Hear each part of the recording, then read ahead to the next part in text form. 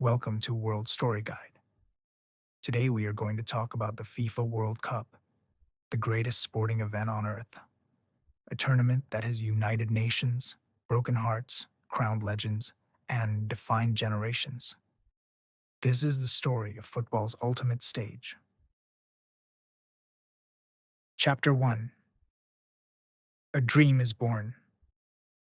Picture this. The year is 1928. Football is already a global passion, played in the streets of Rio de Janeiro, the parks of London, the dusty fields of Uruguay. But there is no single world champion, no tournament that gathers every nation under one flag, one ball, one goal.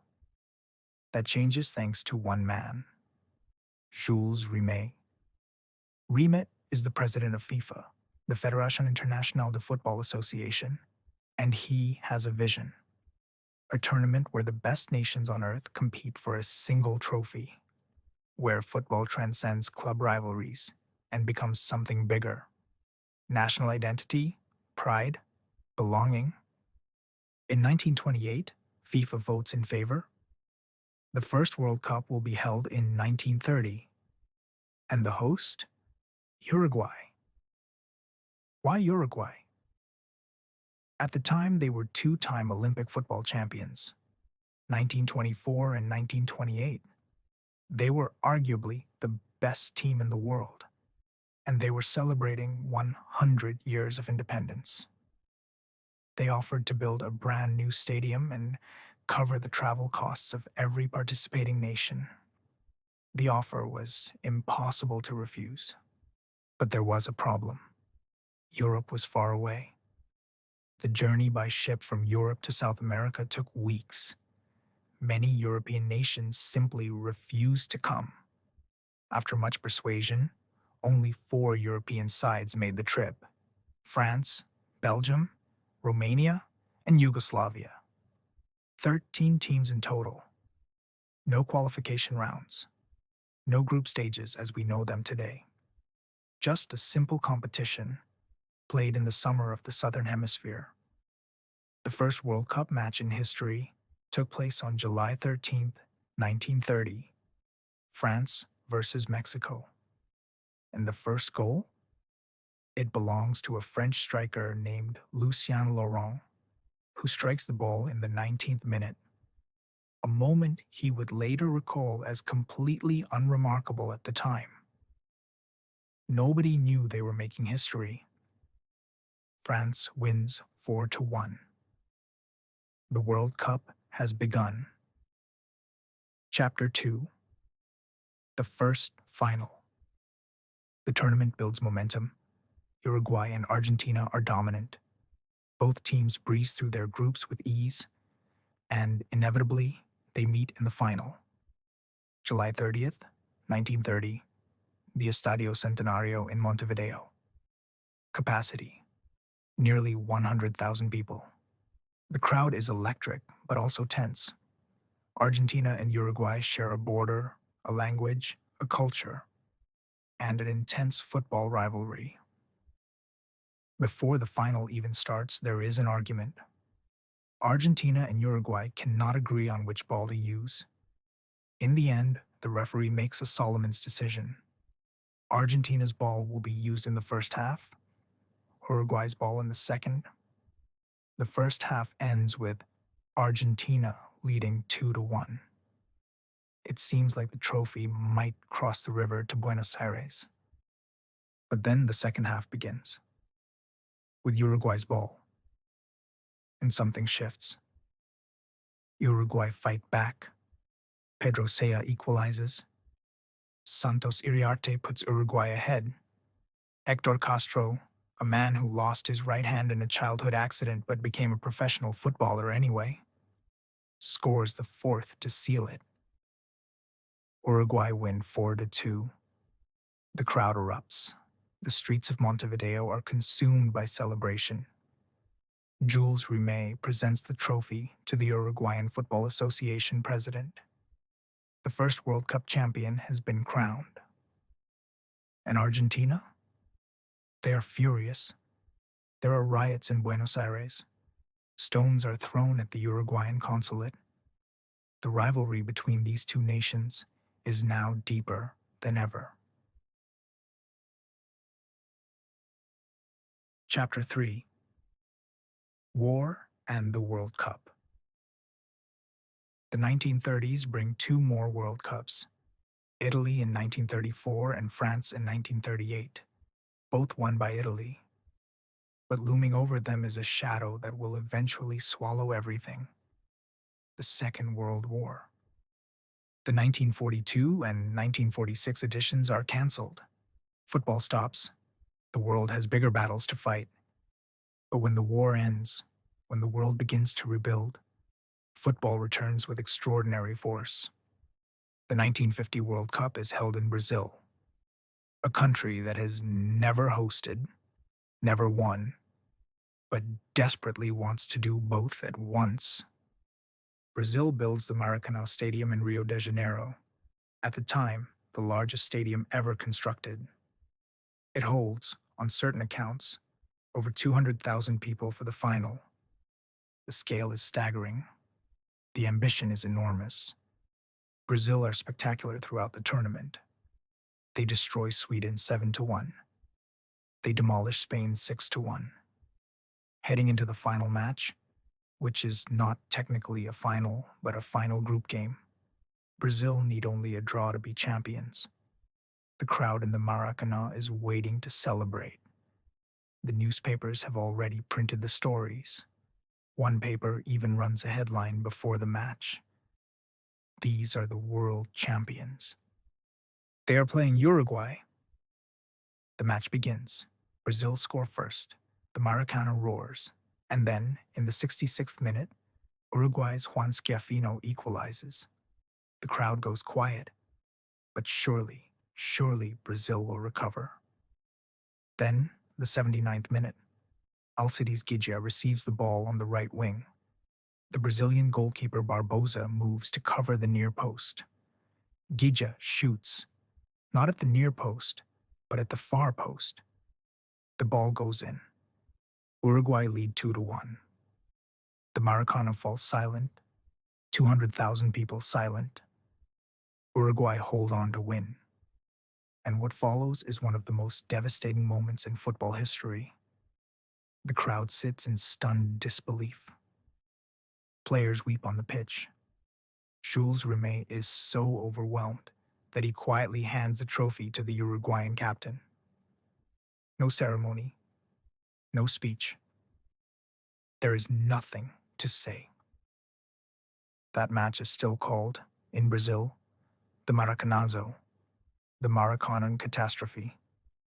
Barbosa, the goalkeeper, spent the rest of his life being blamed by Brazilian fans who believed he caused the defeat with his positioning.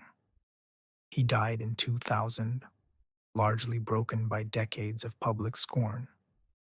Gijia, the man who scored the winning goal, once said, "Only 3 people have ever silenced the Maracana with a single action: Frank Sinatra, Pope John Paul II, and me."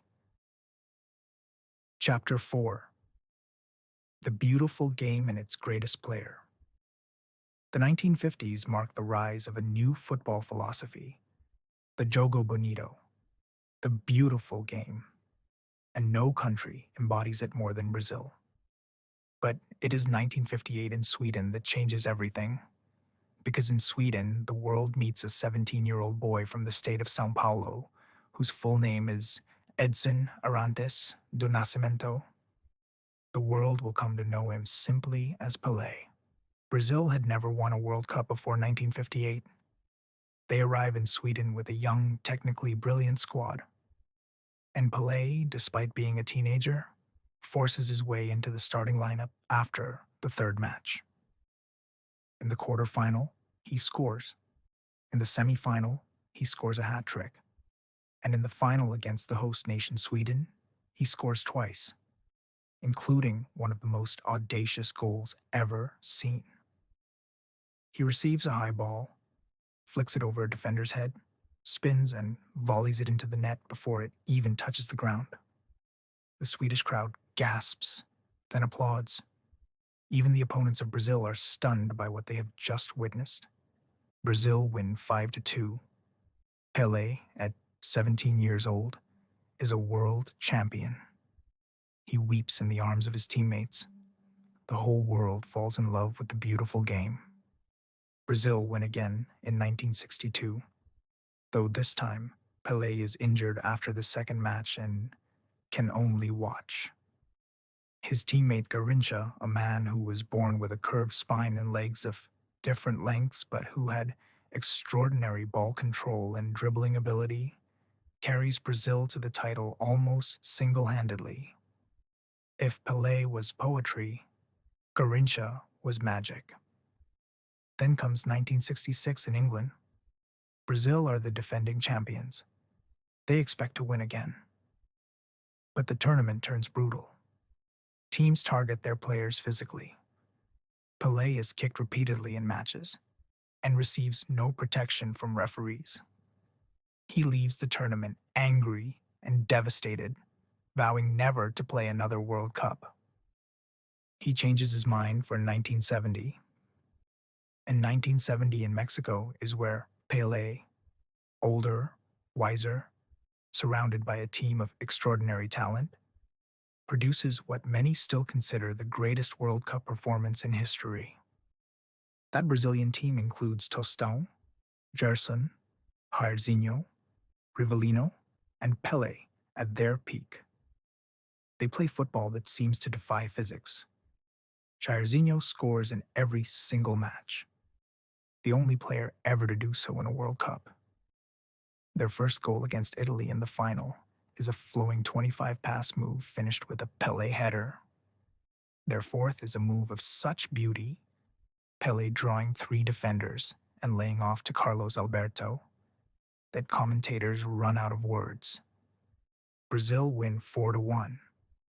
They are given the Jules Rimet trophy to keep permanently, as they have won it 3 times. Pelé is a 3-time world champion, and the football world agrees. It will never get better than this. Chapter 5. Europe Strikes Back.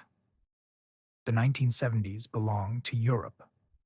West Germany, led by the imperious Franz Beckenbauer and the clinical Gerd Müller, win in 1974 on home soil, defeating the brilliant but ultimately unlucky Netherlands, who had dazzled the world with Johan Cruyff and the philosophy of total football. Total football is a system developed by Dutch club Ajax and their coach Rinus Michels. In this system, any player can take any position on the pitch. The team flows and reforms like water. Cruyff is its physical embodiment, a player who thinks faster than anyone else, who seems to see the game in 3 dimensions when everyone else sees it in 2. In the 1974 final, the Netherlands score in the first minute before West Germany have even touched the ball, from a penalty after Cruyff's dazzling run. But West Germany recover, equalize before halftime, and ultimately win 2-1. Cruyff never wins a World Cup. Argentina host and win in 1978 amid enormous controversy. The tournament takes place under a military dictatorship. Political prisoners are being tortured in facilities near the stadiums. Many nations debate whether to boycott. The football itself is tainted by a crucial match in which Argentina need to beat Peru by 4 goals and win by 6, with Peru's goalkeeper being an Argentine citizen and questions hanging over the result to this day.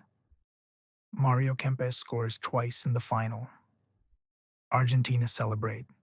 The wider world watches with unease. Then, 1982 in Spain. Brazil and France produce a match many consider the greatest World Cup game ever played. Italy versus Brazil in the second round. Brazil play magnificently, but lose 3-2, eliminated by a Paolo Rossi hat-trick. Italy go on to win the title, with Rossi ending the tournament as top scorer despite having just returned from a 2-year ban for match fixing. Football has always been complicated. Chapter 6: The Hand of God. No World Cup story can be told without stopping at 1986 in Mexico, because 1986 gives us Diego Armando Maradona. If Pelé is the greatest player of the 1970 World Cup, Maradona is the greatest player of any single World Cup tournament ever. In 1986, he carries Argentina on his back through every match, dribbling past defenders, scoring impossible goals, willing his team to victory through sheer force of personality. The quarterfinal against England is the fulcrum. It is only 4 years after the Falklands War between Argentina and Britain, a conflict that cost hundreds of lives on both sides and left deep wounds. The match is political. It is personal. In the 51st minute, Maradona and goalkeeper Peter Shilton both go for a ball in the box. Maradona punches it into the net with his fist. The referee, who cannot see it clearly, allows the goal. England are furious. Maradona later says with a smile that it was scored a little with the head of Maradona and a little with the hand of God. The hand of God. Then, 4 minutes later, Maradona receives the ball on his own half of the pitch. He turns, he runs. For 11 seconds and 60 meters, he dribbles past 5 England players and the goalkeeper and places the ball in the net. The BBC commentator Barry Davies is speechless for a moment, then says, "You'll have to say that's magnificent." The goal is later voted the goal of the century. Maradona scores 2 goals in 4 minutes, one the most infamous in history, one the most beautiful. Argentina win the match 2-1 and go on to win the World Cup. Maradona, small and squat and brilliant, lifts the trophy in Mexico City. It is the pinnacle of his career, and, in many ways, the pinnacle of football itself. Chapter 7: A Penalty That Changed Everything. The 1990s bring a World Cup in Italy that is defined by defensive football, low scoring, and extraordinary drama. West Germany defeat Argentina in the final, an ugly, bad-tempered match decided by a disputed penalty. Argentina have 2 players sent off. Maradona weeps on the pitch at the final whistle, but 1990 also gives the world Paul Gascoigne crying because he will miss the final if England reach it. It gives us Roger Milla dancing around the corner flag for Cameroon. It gives us the Republic of Ireland reaching the quarterfinals for the first time. Football, even in its ugliest moments, produces the most human stories. Then, 1994 in the United States, a World Cup in a country that, at the time, barely followed football. But the tournament is a success. Hot stadiums, huge crowds, and an iconic final. Brazil versus Italy. 2 footballing powerhouses. And at the end of 120 minutes of stalemate, the first World Cup final in history decided by a penalty shootout. Roberto Baggio steps up for Italy's decisive penalty. He needs to score to keep Italy alive. He runs up and strikes the ball over the bar. The ball sails into the Californian sky. Baggio stands with his head bowed. Brazil celebrate. Italy are silent. Roberto Baggio is one of the greatest players of his generation. He almost single-handedly dragged Italy to that final, with brilliant goals throughout the tournament. And yet, for many years, the image the world remembers is that bowed head, that missed penalty. He later says, "I still dream about it sometimes. I wake up and, for a moment, I think it hasn't happened yet. And then I remember." Chapter 8: Ronaldo Zidane and the turn of a new millennium. France, 1998. The host nation, led by the elegant and commanding Zinedine Zidane, defeat Brazil 3-0 in the final. Zidane scores twice with headers from corners. It is a stunning performance. But the night before the final, something mysterious happens. Brazil's star player, Ronaldo, the original Ronaldo, who has been the best player in the world for 2 years, suffers a seizure at the team hotel. He is rushed to hospital. He is left out of the team sheet. Then, inexplicably, he is put back in. He plays. He is visibly unwell. Brazil are beaten. To this day, what happened that night is not fully explained. There are stories about business interests, about a sponsor's pressure, about the Brazilian Football Federation. The truth remains murky. What is clear is that Brazil lose, and France win. And on the Champs-Élysées, 2 million people celebrate. Zidane's face is projected onto the Arc de Triomphe. France, a nation that had just recently won the Euros and is now World Cup champions, is electric with joy. 2 years later, at Euro 2000, they complete the Grand Slam. France under Aimé Jacquet and then Roger Lemaire are the greatest national team on earth. Then, 2002. The World Cup arrives in Asia for the first time, co-hosted by Japan and South Korea. And the tournament produces shock after shock. France, the defending champions, are eliminated in the group stage without scoring a single goal. Portugal, Argentina, Italy, all eliminated early. It is the tournament of upsets. South Korea reached the semifinals, defeating Spain and Italy in controversial matches that generate accusations of referee bias. Senegal, playing their first ever World Cup, reached the quarterfinals. Turkey finished third. And Brazil? Brazil win. With the original Ronaldo, now recovered, now transformed, now fearless, scoring both goals in the final against Germany. He finishes the tournament with 8 goals. The nightmare of 1998 is erased. He weeps. Everyone weeps.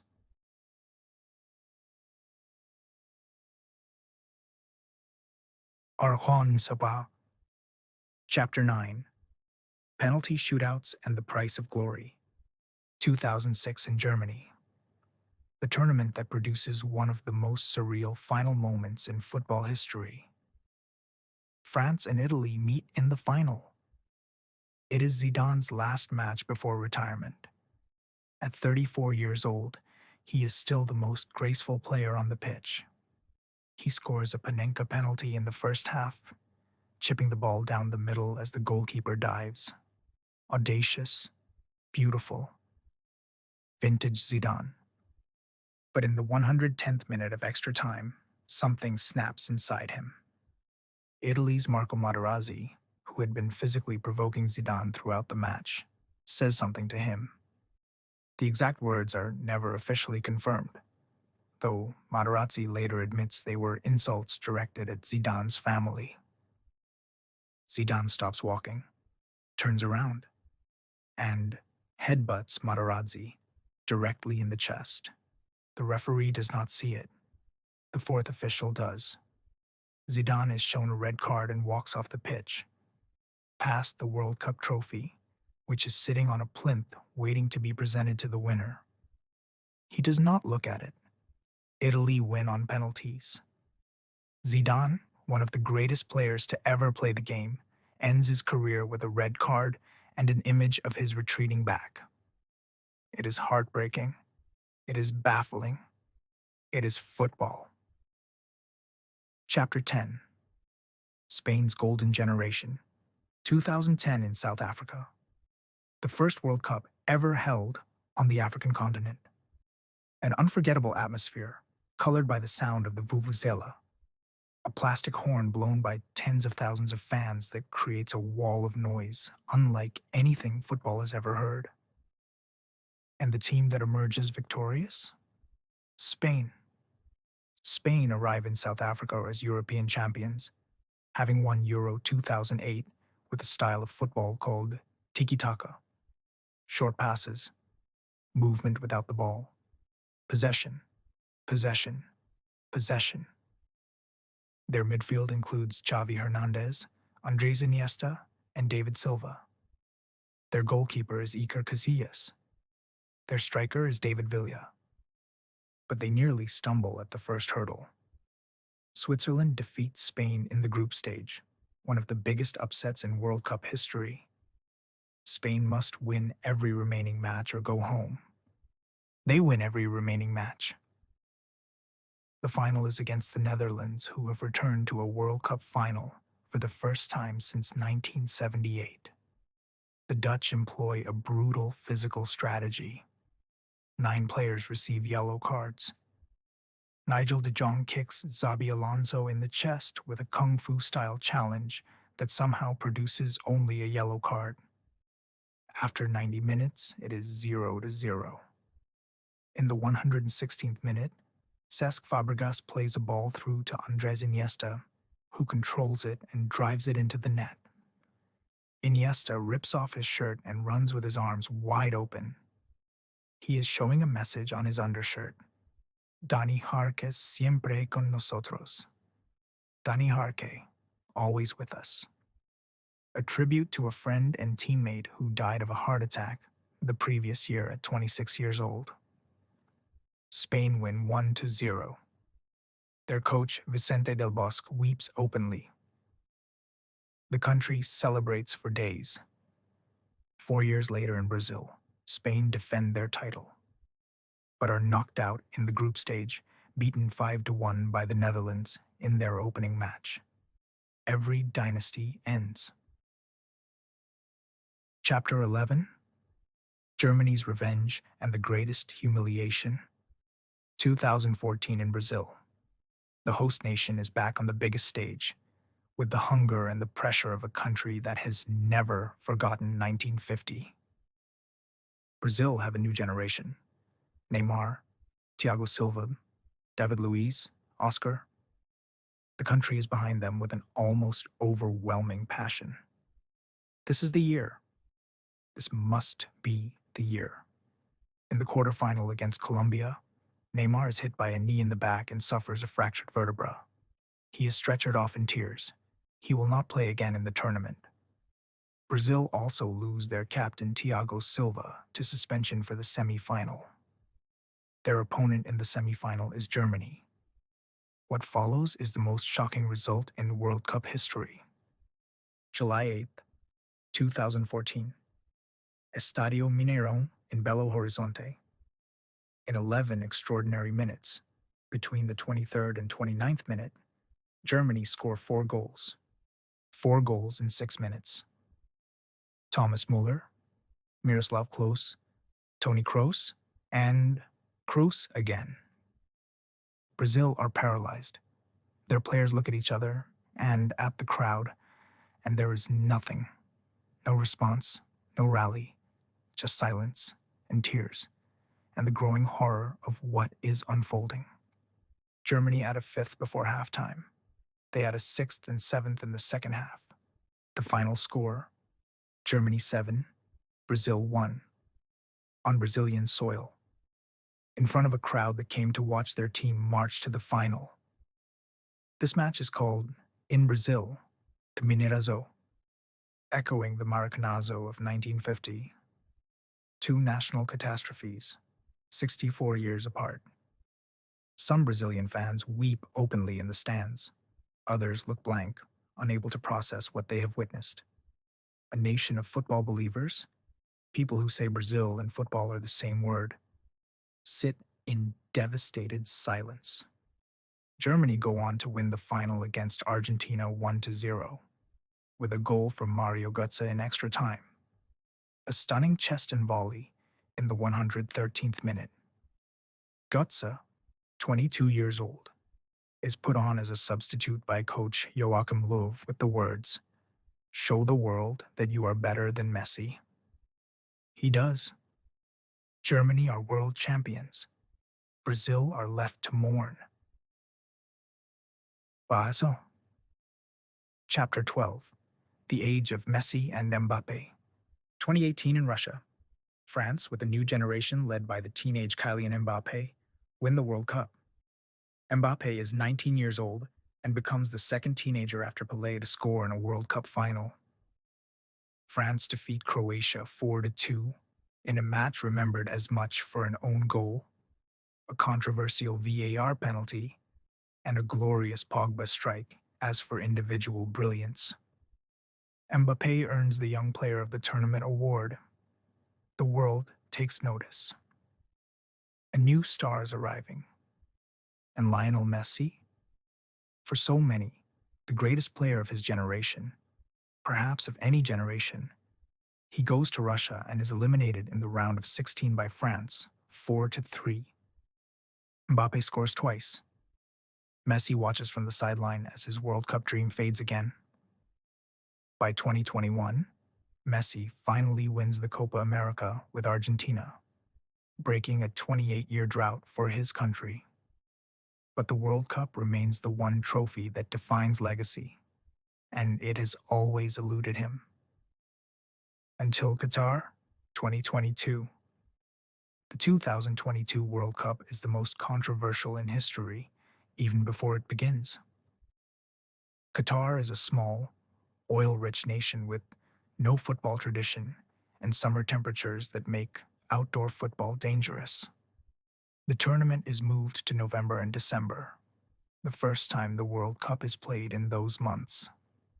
Accusations of corruption in the bidding process, of exploitation of migrant workers in stadium construction, and of human rights abuses hang over the tournament.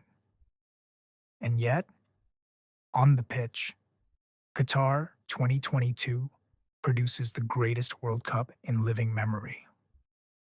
Morocco become the first African and first Arab nation to reach the semifinals. Japan defeat Germany and Spain. Saudi Arabia defeat Argentina in one of the biggest upsets in World Cup history. South Korea eliminate Portugal. And then the final. December 18th, 2022. France versus Argentina. For 80 minutes, it seems like a routine Argentina victory. Messi has scored. Angel Di Maria has scored from a stunning run. France are passive, flat, and seemingly beaten. And then Kylian Mbappe scores from a penalty. And then, 97 seconds later, Mbappe volleys a superb strike to equalize. 2 goals in 2 minutes. The stadium is stunned. Suddenly it is 2-2. Extra time. Messi scores again in the 108th minute. Argentina lead 3-2. Argentina are minutes from the World Cup. Mbappe earns another penalty and scores it. 3-3. A hat-trick. The first hat-trick in a World Cup final since Jeff Hurst for England in 1966. Penalties. Goalkeeper Emiliano Martinez, nicknamed Dibu, saves 2 penalties. Argentina convert all theirs. Lionel Messi, at 35 years old, in what he suggests will be his last World Cup, walks to the trophy. He lifts it. He presses his face against it. He closes his eyes. 36 years after Maradona lifted the same trophy in Mexico, Argentina's other great genius, the man who, like Maradona, was born in Rosario, who carries the same number 10, who has spent his entire career chasing the same dream, holds the World Cup above his head. The crowd roars. His teammates rush to him. His children run to him on the pitch. And in living rooms and public squares and bars from Buenos Aires to Mumbai to Lagos to Paris, millions of people feel something. Joy, sadness, relief, recognition at the sight of a man reaching the thing he has worked a lifetime for. That is the World Cup. That is why it matters. Epilogue. Why we watch. The FIFA World Cup has been played 22 times. It has produced 2,548 goals. It has been watched by more humans than any other sporting event in history. The 2022 final alone drew an estimated 1.5 billion viewers. But the numbers miss the point. The World Cup matters because it tells us stories. It tells us that a small island nation can stop a superpower, as Iceland did to England in 2016, or as Senegal did to France in 2002. It tells us that one person, Pelé, Maradona, Messi, Mbappé, can carry the weight of an entire country on their shoulders and somehow not break. It tells us that football is not always fair, that referees make mistakes, that genius can be wasted. Ask Cruyff, ask Baggio, ask Zidane. That countries can be humiliated in front of 200,000 of their own people and rebuild and try again. It tells us, most of all, that humans are capable of extraordinary things when they pursue something with complete and total commitment. That a boy from a poor family in Santos can become, through pure talent and love of the game, the most celebrated athlete in history. That a kid from a Parisian suburb can score a hat trick in a World Cup final at 23 years old and become a legend before he is old enough to fully understand what he has done. The next World Cup will be held in 2026, co-hosted by the United States, Canada, and Mexico. It will be the biggest World Cup ever. 48 teams, more matches, more stories, more heartbreak, and more joy. New legends will be made, new disasters will be mourned, and the world will gather, as it always does, to watch. Because football, at its best, is not just a game. It is the closest thing we have to a universal language. And the World Cup is where that language is spoken, for 1 month every 4 years, by everyone at once. Thank you for joining us today on World Storyguide. Until next time, keep watching, keep believing, and never stop loving the beautiful game.